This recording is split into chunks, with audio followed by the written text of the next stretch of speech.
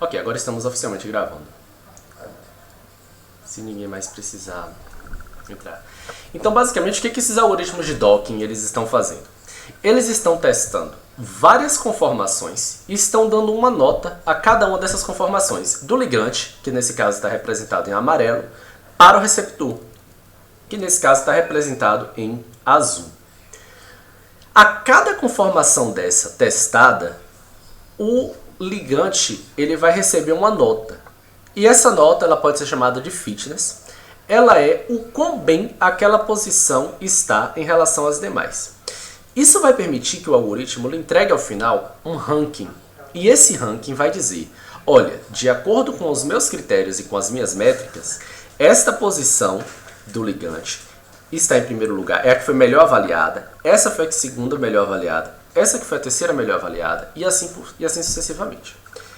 É muito importante entender uma coisa. Essa nota que o algoritmo de docking dá, ela nem sempre é a afinidade, certo? Ela nem sempre é uma estimativa da afinidade. Boa parte dos algoritmos de docking, eles simplesmente estão preocupados em dizer para você, como resultado, qual é a pose mais provável do ligante naquele receptor e o sítio de ligação daquele receptor mais provável. Ou seja, aquele score que é dado, não encarem aquilo como afinidade. A afinidade é uma coisa muito mais complexa e a afinidade pode ser calculada com outros métodos. Alguns algoritmos de docking, no entanto, eles buscam estimar a afinidade também. E eles usam para isso vários métodos. Alguns usam métodos de busca randomizada, outros algoritmos genéticos. E mais recentemente, alguns algoritmos de docking eles têm a tendência de utilizar redes neurais profundas, tanto para a estimação da pose do ligante, quanto para a estimação da afinidade, ou para um score. Isso é muito interessante porque isso tem aumentado as possibilidades que você tem e a variedade de algoritmos disponíveis de docking, que tem bom rendimento. Aqui foram avaliados vários tipos desses algoritmos. E basicamente o segundo conceito importante que a gente tem que saber é benchmarking. O que é um benchmarking? Então, de acordo com... Eu peguei aqui duas definições formais de benchmarking. No caso da Wikipedia, ela fala que é o processo de comparação do desempenho entre dois ou mais sistemas é chamado de benchmarking e as cargas usadas são chamadas de benchmarking. E no caso da Cambridge Dictionary, ele fala que é um nível de qualidade que pode ser utilizado como padrão, contra o qual se compara outras coisas. Mas o que eu acho que é importante para vocês terem em mente a respeito do benchmarking é justamente isso. O benchmarking ele é uma comparação de desempenho. Ele é um nível de qualidade, um padrão de qualidade, contra o qual se compara outros objetos. E por que os benchmarkings são importantes? Os benchmarkings eles são essenciais para que você possa comparar os métodos atuais e saber quais são os que têm o melhor desempenho, quais são os que têm pior desempenho, podendo assim sugerir opções de melhora, sugestões de melhora para esses benchmarkings. Um exemplo clássico de benchmarking que revolucionou o campo da visão computacional foi o ImageNet, que ele contém várias imagens classificadas e que você pode treinar o seu classificador para ver o quão bem ele desempenha naquele conjunto. Então, basicamente, o benchmark ele tem um conjunto de testes e um conjunto de métricas padrão. E geralmente tem várias outras técnicas que foram avaliadas contra aquele mesmo benchmark. Dessa maneira, você consegue comparar a sua técnica, a técnica que você está testando, contra o estado da arte. E você consegue também avaliar qual é o estado da arte. Isso é muito importante, isso ajudou o campo de visão computacional a avançar enormemente.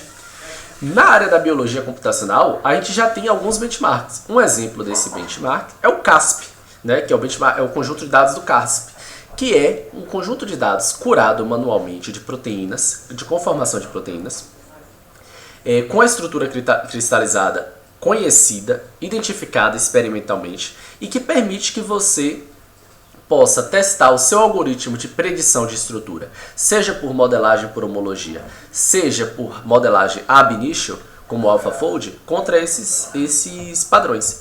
E foi isso um dos principais pontos que foi citado pela equipe do AlphaFold como um dos maiores diferenciais para que o sucesso deles pudesse ser alcançado. Ou seja, eles tinham benchmark, eles sabiam um padrão contra o qual comparar e um padrão pelo qual se medir, e isso permitiu o desenvolvimento de modelos muito mais precisos. E eles chegaram naquela precisão assim fantástica que eles chegaram. No caso da predição de afinidade e de modo de ligação, pose de ligação, a gente tem o CAPRI, que é o benchmark que tem as interfaces, né? A predição de interfaces entre proteína e proteína. Pode admitir mais alguém que chegou? Opa, Marcos. Ok. Bem-vindo, Marcos. Então, esses são benchmarks importantes para a nossa área, né? Tanto o do CASP, quanto o do CASP, quanto o do CAPRI. Então, são 3 siglas para terem em mente quando vocês estiverem buscando os benchmarks para os projetos que vocês estão desenvolvendo. Nesse paper, eles desenvolvem um novo benchmark, que é o PEP7.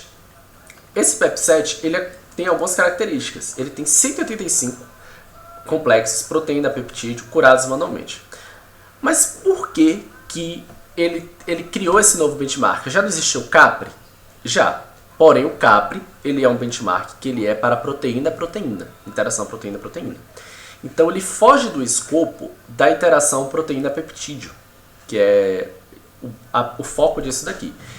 E a interação proteína-peptídeo ela é de grande importância, porém, às vezes, assim, negligenciada, por assim dizer, porque essas interações proteínas-peptídeos, elas desempenham um papel fundamental na questão da interação entre proteína e proteína.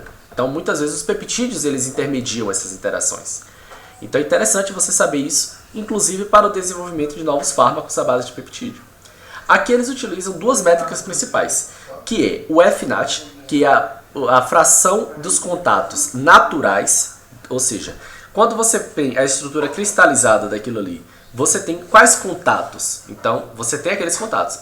E você vai testar o seu algoritmo de docking pela fração de contatos que ele mantém, que é o FNAT. E o IL-RMSD é o RMSD do ligante naquela posição da interface, mas somente considerando os resíduos do ligante que estão na interface, certo? A gente vai discutir um pouco mais disso na frente. Eles classificaram o benchmark em várias estruturas, como fácil, médio e difícil. Isso foi uma classificação muito inteligente que eles fizeram. Vários algoritmos de docking, eles são rígidos, eles não contam a possibilidade de flexibilidade dos peptídeos. E por isso, o que eles fizeram? Eles começaram com 3 tipos de posição de estrutura inicial, de conformação inicial para o peptídeo. Estendida, helicoidal ou poliprolina. Dessas três estruturas, eles verificaram a estendida e a helicoidal e o RMSD dessas estruturas para as estruturas reais do peptídeo, experimentalmente determinada, já naquele sítio de ligação. Por quê? Porque um algoritmo de docking rígido, ele vai tentar docar o peptídeo sem mudar a conformação dele. E isso faz com que, na melhor das hipóteses, ele vai encontrar o local onde o peptídeo vai docar corretamente, ou seja, ele vai encontrar o sítio de ligação corretamente, mas ele não vai encontrar a pose de ligação. Ele pode até encontrar a posição, mais ou menos, mas ele não vai estar na estrutura e na conformação que ele estaria naturalmente. Isso significa que naquela pose, quando o algoritmo encontrar, naquela posição, naquele sítio de ligação, quando o algoritmo encontrar, o peptídeo ele vai estar na posição estendida ou helicoidal, para esses casos que não consideram a flexibilidade do peptídeo. Isso significa o quê? Que quando você tem um RMSD, você vai causar automaticamente uma variação, um RMSD, nesse caso, um desvio. E esse desvio, eles utilizaram como referência o desvio da conformação helicoidal e da conformação estendida para a conformação esperada.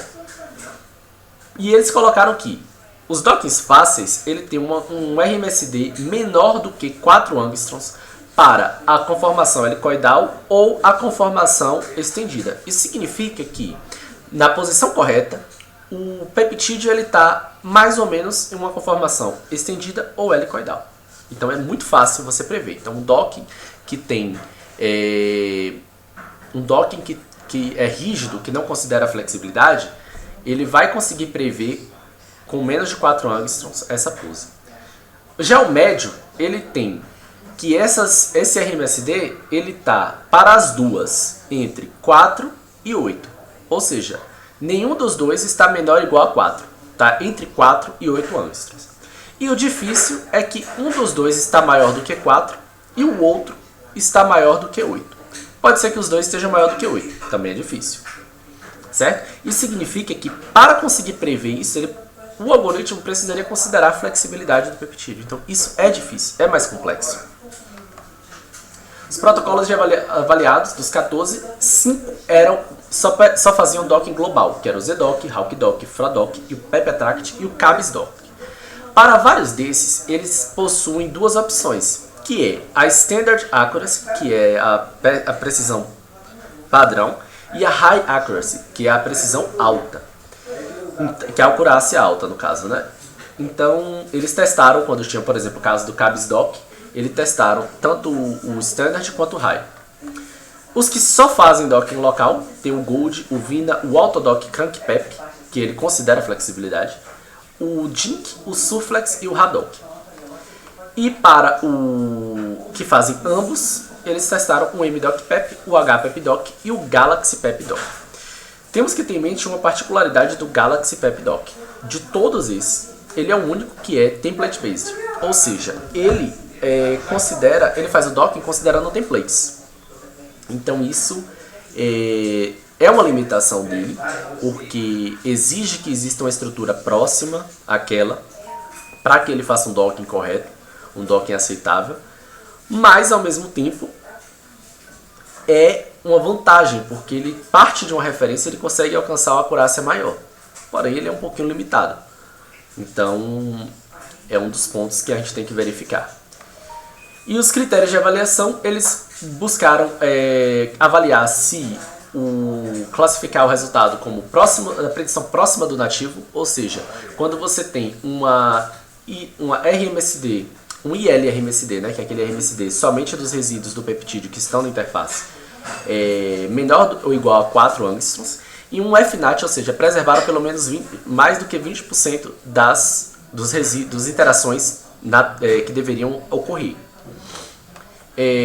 Ou então, eles consideraram aqui também o comprimento do peptídeo. Se o peptídeo tivesse mais do que 10 aminoácidos, eles consideraram que esse RMSD fosse maior ou igual a 5 angstroms.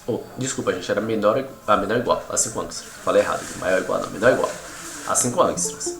Ou seja, eles foram mais lenientes quando o peptídeo era maior. Acho que... Tá, Alessandra. Olá, Alessandra, bom dia. Tô terminando a apresentação aqui já.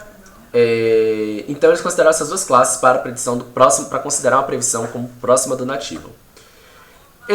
Essa daqui não era previsão, era boa qualidade. Deixa eu ver aqui só para confirmar. Eu acho que eu esqueci de mudar esse valor. Alguém lembra o nome da classe para facilitar? Qualidade média. Tá. Eles colocaram como qualidade média se tivesse o RMSD entre menor que 3 angstroms e a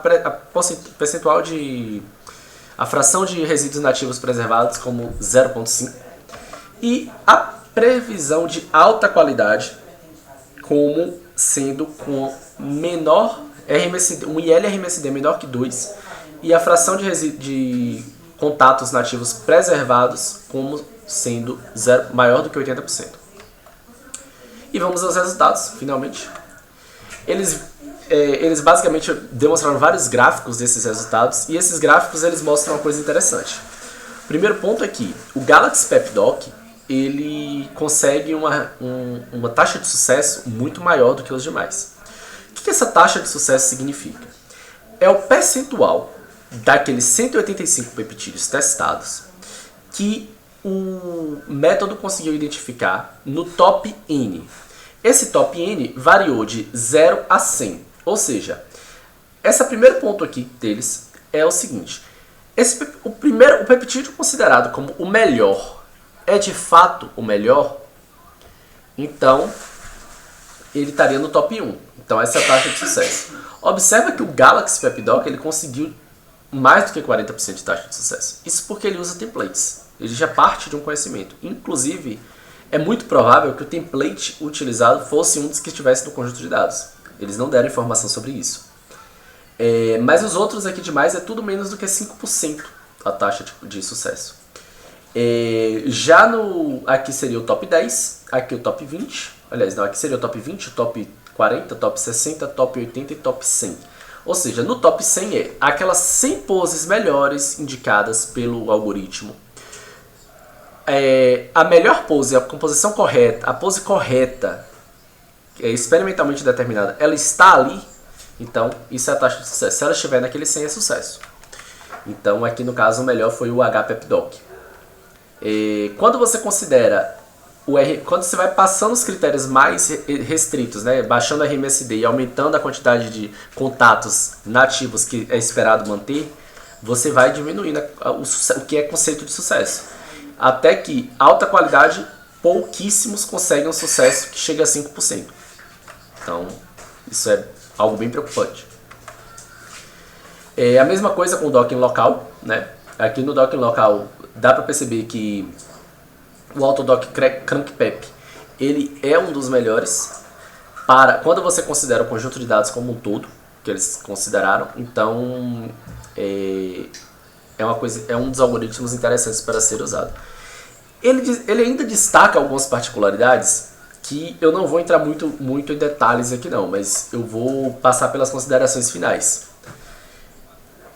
Uma dessas particularidades é que o ILRMSD ele demonstrou ser mais adequado para esse caso do que o RMSD ou do que o IRMSD e do que o LRMSD, que são métricas comumente utilizadas para avaliar esses algoritmos de docking. Por quê? Porque o IRMSD ele conta toda a interface, incluindo os resíduos da proteína. Isso significa que quando há algumas mudanças de conformação da proteína, essa mudança de conformação vai afetar o RMSD. Então, por ser mais focado no peptídeo, ou seja, no ligante, o ILRMSD ele é mais realista do ponto de vista do sucesso alcançado com o docking do ligante, certo? Então, ele desconsidera essas variações na proteína. E quando você compara com LRMSD, você percebe, por exemplo, como é esse caso da 2 aqui, ó. Você não considera o RMSD do ligante como um todo, como o caso do LRMSD. Você só vai considerar o RMSD daqueles resíduos do ligante que estão até 10 angstroms dos átomos na interface de ligação. Então, essa pontinha que está em amarelo aqui, no caso desse ligante aqui, ela não seria considerada no cálculo. Então, se houve uma mudança de conformação, ela não vai influenciar no ILRMSD, mas ela vai considerar no LRMSD. O sucesso do HPEP-Doc ele sugere que uma variedade de conformações iniciais influencia no sucesso do protocolo global. Por quê? O HPEP-Doc ele gera cerca de 2.000 ou 3.000 conformações. Eu acredito que o HPEP-Doc ele gera muitas conformações iniciais, uma quantidade muito grande de conformações iniciais. Ele gera até 1.000 conformações iniciais, segundo está falando aqui. E essa variedade inicial que ele gera é muito importante para poder a taxa de sucesso. Por isso que eles verificaram que está autocorrelacionado com essa taxa de sucesso. Então é um ponto a se pensar, principalmente quando você leva em consideração que mesmo quando você está considerando a flexibilidade do peptídeo, a variedade inicial, a posição inicial, ela tem uma certa influência. E lidar com a flexibilidade do peptídeo, ele é desafiador até para algoritmos que são desenvolvidos para esse fim, como o AutoDock CrankPep. A gente verifica isso porque quando você vai fazendo um subconjunto de peptídeos que exigem mais flexibilidade para você conseguir docar com a posição correta, exigem esse cálculo da flexibilidade, você verifica que o AutoDock CrankPep ele passa a ter um desempenho menor até do que o Gold, que é de docking rígido. Então, lidar com essa flexibilidade é algo muito complexo e muito desafiador. E o tamanho do peptídeo e o tamanho do sítio de ligação impactam significativamente no desempenho da maioria dos protocolos. Em geral, a taxa de sucesso desse protocolo de docking ela baixou muito considerando com a taxa de sucesso quando você considerou peptídeos maiores e sítios de ligação maiores. Então, isso é um dos pontos assim que tem bastante preocupantes quanto a essa questão do estado da arte que nós temos hoje dos protocolos de docking. Você vê aqui que ele testou vários do estado da arte. O único assim que me vem à mente que ele não testou foi o Rosetta, tanto o rígido quanto o FlexPep-Doc. Mas mesmo assim, o Rosetta Flex PepDoc ele tem uma questão de que ele mesmo já reconhece que ele não é um dos algoritmos mais precisos.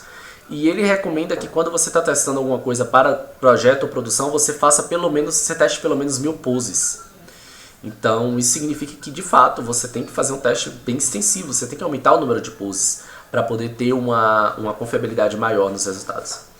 Infelizmente, boa parte desses algoritmos que estão aqui, eles têm alguma limitação que não permite que eles possam ser utilizados em larga escala para projetos open source, nesse caso. O Gold, por exemplo, se eu não me engano, ele tem licença. O HPepDoc é um servidor web, então é difícil você fazer um algoritmo que você faça várias requisições e consiga isso no servidor web. Temos o nacional, né, mas só pode ser acessado para quem tem acesso ao Santos Dumont, que é o Doctor. Então existem, mas ele também é web server, ele não tem API.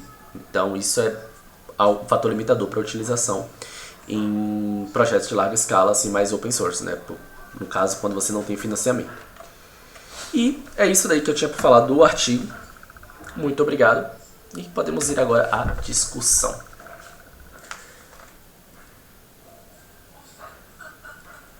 E aí? Alguém tem algum comentário sobre o artigo? Algum comentário sobre temas relacionados? Pode interromper a gravação? Ok. Não ficar